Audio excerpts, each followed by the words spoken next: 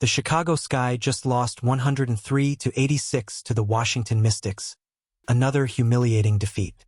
And this is what no one wants to discuss. With 22 points and 13 rebounds in 28 minutes of play, Angel Reese recorded a double-double.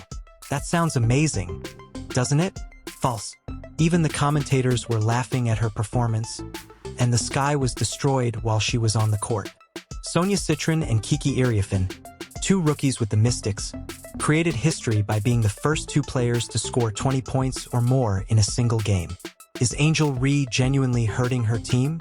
That is the question that everyone is asking. And what transpired during the match that made Reese look foolish on live television?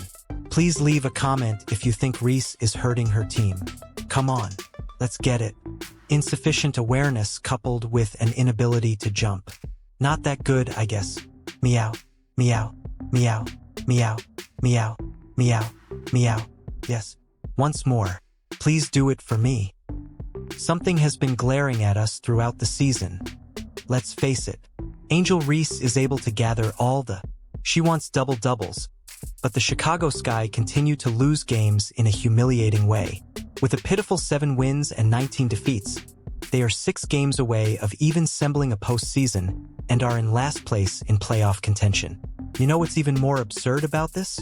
Before Reese even returned from her back injury, the squad had already begun a 6-game losing run. The bloopies were blooping, and oh boy, here we are.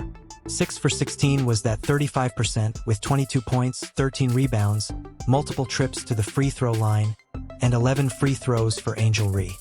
Alright, let's get started. Correct. Simple open layup with an immediate stoink.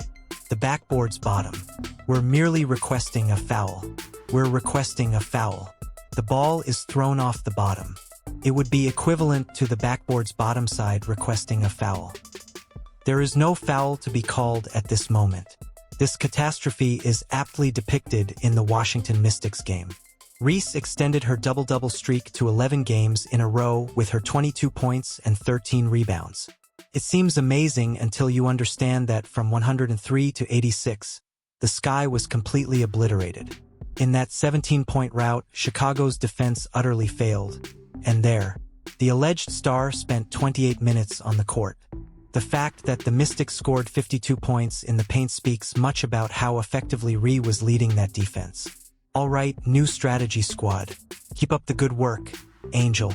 Go rebound her misses, everyone else. She is consistently absent. She will be serving buttermilk pancakes at Denny's if she keeps up this pace. Butter. Has anyone mentioned butter? Pecan butter. You have to acknowledge brilliance at some time. She had a pile on her back. Are you joking? Boom. She actually hit under the basket on a layup, and Simon adds, "Give me another pray up. How about it? Obtain this girl's GPS." Boom. Get to your feet, everyone. Let's get to know the athlete who gets paid the least. Boom. This is the point at which Chicago and Reese in particular start to feel extremely embarrassed. Sonia Citron and Kiki Iriafen, two rookies from Washington, became the first rookie tandem in Mystics history to score 20 points or more in a single game, making WNBA history. Citron. Iriafen scored 22 points and pulled down 10 rebounds, while Iriafen scored 28 points. On their home court, these newcomers looked like amateurs and outperformed the Sky season roster. Listen, guy, she lost to Kiki Iriafen today. 22 points, 8 of 14 shots, 10 rebounds, and 4 assists. Angel is being agitated by Kiki today, man. The Chicago Sky are garbage. Listen. Additionally, the Washington Mystics are a 500-point team vying for a postseason berth. I appreciate that you are fighting to qualify for the playoffs. Angel Reese had the audacity to declare that they possessed the league's greatest youthful core, led by 2 rookie all-stars. After the game, Coach Tyler Marsh especially criticized the squad for failing to protect the paint, which is a clear jab at their interior defense. Reese's effect was further reduced by the fact that she only made 6 of 16 field goals and was given 5 fouls. When your team is being burned on the other end of the court, it doesn't matter if she made 10 of her 11 free shots. First of all, with players like Aaliyah Boston and Caitlin Clark, the Indiana Fever boasted the league's strongest youthful core. Ignore young core. That is most likely the greatest pair. For a period. For a period. Yo, we the skyscraper's best, she stated to me during that entire incident. I assured her that we all knew CC and AB were superior. Young duo in the league. There isn't even a conversation there. The last time I looked, the Washington Mystics had 2 rookies who made the All-Star team. And boy, did they show why they took this matchup personally today. The Sky actually scored 86 points, which was 9 more than their season average of 77 points per game. Their offense wasn't the issue in this game. Their defense was a complete joke, and that falls on you. Wait a second, Angel. Are you sure you and Camila are better than Sonia Citron and Kiki? The pattern has been consistent throughout the season. Ree puts up respectable individual numbers while the Sky lose game after game, but her personal accomplishments mean nothing when the team can't win basketball games. The uncomfortable truth is becoming impossible to ignore. Individual stats without team success create nothing but empty noise. This leads us to an even more embarrassing moment that occurred during the game itself. When your team gives up 103 points and lets rookies make history against you, something is seriously wrong with your defensive system.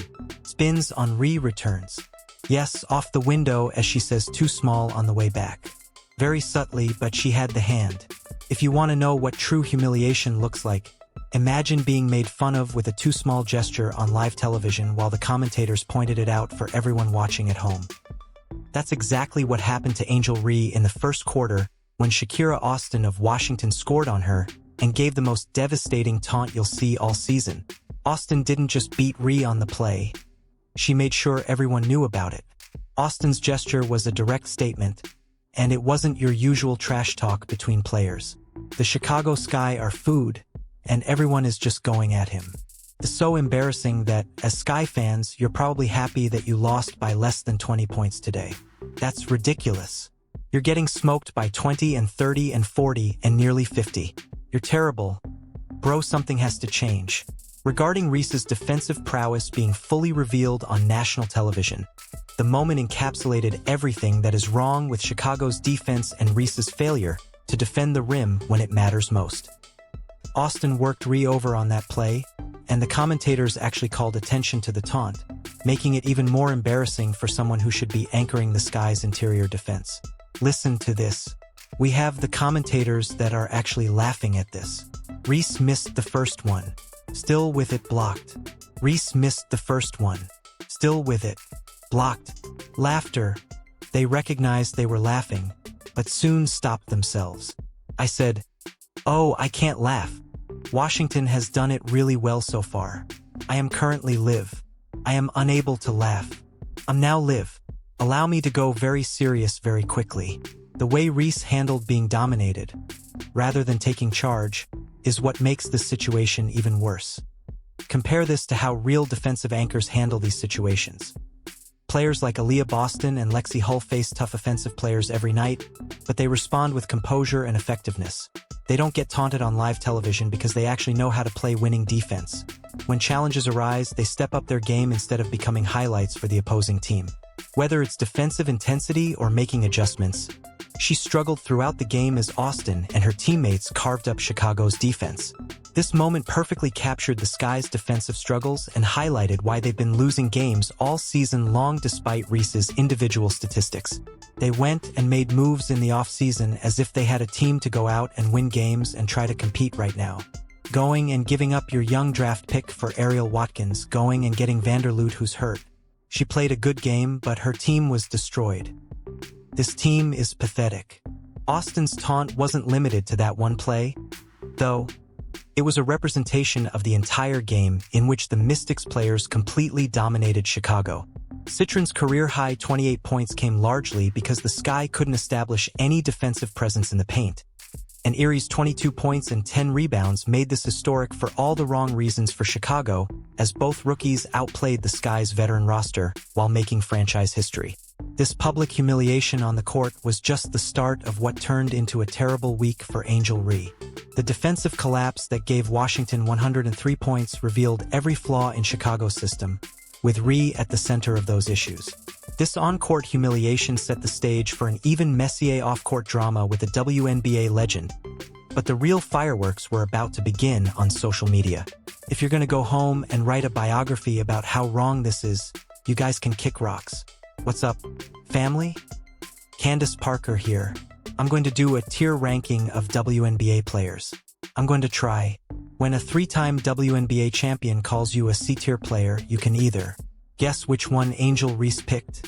Candace Parker dropped some serious truth bombs on her new podcast, Post Moves, with Aaliyah Boston, and Reese's response reveals everything about her priorities. Cameron Brink, on the other hand, is, I believe, the unknown. I think that just in terms of her kind of showing glimpses of what she's capable of, I think that WNBA, with the space and her length and versatility, she's going to be able to have an impact on the defensive end immediately. Lastly, you have Angel Reese. I in no way, shape, or form am a hater, but what player are you taking Angel Reese over those I just listed? That's C-level. Parker didn't mince words when she placed Ree and Cameron Brink in the C tier during her player tier list discussion, making it clear that this wasn't personal hatred but honest basketball analysis. I believe that in order to be above, you have to be able to carry a team, be a 1 or 2 option. I think Angel Reese is fantastic at her role, which is offensive rebounding. She was discussing players who can actually carry teams and serve as primary offensive options, which apparently does not include Angel Ree. Shown and demonstrated so much growth in that first year. Think that this is my tier. Rather than responding with improved play on the court, Ree used social media to make this cryptic statement. Clout is one hell of a drug. Like, it really gets to a point. Let that sink in for a moment. She's accusing a 3-time champion and 2-time MVP of chasing clout from someone who has her own podcast, constantly links herself to Caitlin Clark drama, and generates social media buzz every week. We have her reposting this. I'd be mad too, she said. The lifestyle of the wealthy and famous is one of constant complaining. Kudos to Good Charlotte, man. They were a great band. My favorite, Quality Ben, who is well-liked by her peers, breaks my records, gets promotions and gets brand deals that I couldn't get, and then has the gall to steal my vet. I would be upset. Oh no, Angel Reese reposted that. Then she tweets that clout is a really powerful drug. Parker's evaluation, which focused on Reese's incapacity to lead a team to victory or be a primary offensive option, questioned Reese's overall impact in comparison to elite players like Caitlin Clark, A'ja Wilson, and Nafisa Collier, who earned higher tier rankings. Parker was giving the kind of candid assessment that fans rarely hear from former players. A'ja Wilson, the reigning MVP, 2 championships, and a couple Defensive Player of the Years. I would definitely put her up there if there were something higher than S, Parker said. But Nafisa Collier, she's up there with top tier with A'ja. Breanna Stewart, the versatility reigning champion from last year, has 3 of those things, and I don't think there's any debate with that. The really rich part, Ree talking about someone else chasing clout while she's been building her entire brand around controversy and social media drama. Parker was promoting her new podcast with Boston, sure, but she was also providing legitimate basketball analysis based on actual performance metrics and her ability to play on both sides of the ball, pump fake, and she's going to make you make the wrong choice. In spite of the criticism from Reese's supporters, Parker reaffirmed her position, stating that she was offering frank criticism rather than hate. She compared Reese to other top players in the league and concluded that she lacked the qualities that elite basketball players value most. This is where it gets complicated. Caitlin Clark is at an A level. I believe she will eventually rise to that S, but it will take a few more years for her to reach that level, so I'll place Kelsey Plum at the A level. The 2-time champion now took on the challenge to be the best option in LA. I would say KP is unquestionably in that tier. I would love to place Sabrina Ionescu in that. The uncomfortable truth is that Parker's criticism is exactly in line with what we see on the court every game. Ree collects her double-doubles while the Sky lose games and miss the playoffs, and her response implies that she is more concerned with maintaining her public image than actually improving her game. The real question isn't whether Parker was being mean, but rather whether she was being accurate, and the evidence from this season suggests she was spot on. Additionally, her fans have yet again persuaded her into engaging in another one-sided feud dispute. When Candace Parker was asked to rank players who were obviously better than Angel Ree, the Reese's Pieces threw a fit, tagged Angel numerous times, and tweeted about it so frequently that Angel Reese is now convinced in her own mind that this is beef. The other side is unaware that they are beefing, but as far as Angel Reese and the Reese's Pieces are concerned, oh, it's beef and it's on site.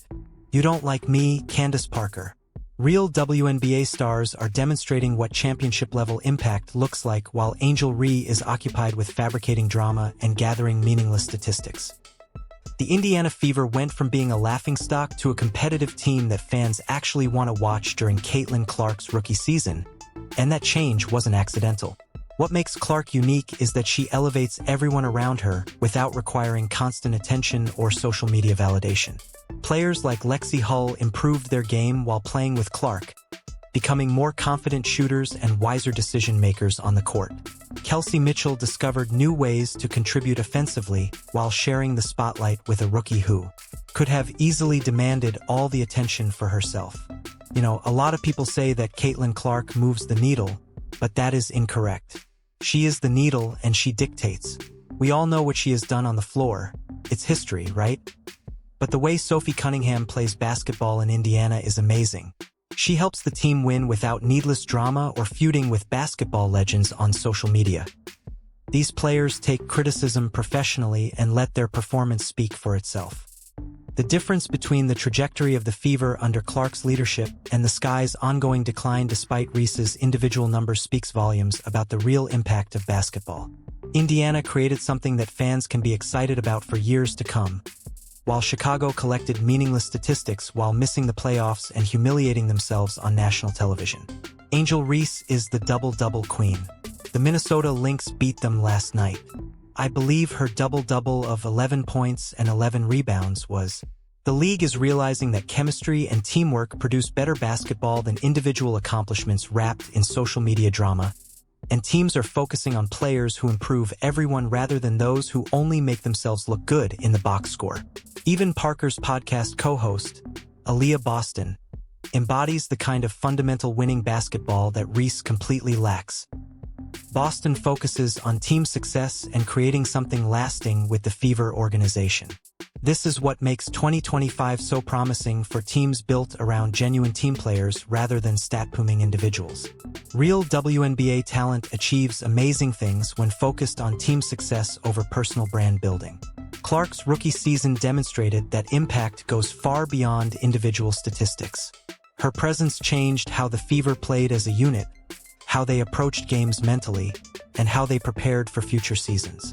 Caitlin Clark is a superstar, not a female superstar. She is a superstar. We were coming to see Caitlin Clark play. The WNBA has been looking for someone who moves the needle. Fans are excited for Indiana because real talent always rises to the top and authentic basketball players create lasting success that goes beyond individual accolades. The Chicago season has become a perfect case study in how individual stats without team impact create nothing but empty noise and social media drama. Their 7-win 19-loss record sits second to last in the league, proving that double-doubles mean nothing when your team can't win games. When you watch actual games instead of scrolling through Twitter feeds, personalities become crystal clear. One group builds championship foundations while the other builds controversy and follower counts. Real basketball fans understand the difference between substance and spectacle, between stat padding and actual winning basketball. If you agree that Ree is hurting her team, then leave a comment below, like, subscribe, and turn on all notifications so you never miss a moment. WNBA legends and players like Caitlin Clark are laying the groundwork for championships and making the WNBA truly thrilling to watch. Shall see you in the upcoming.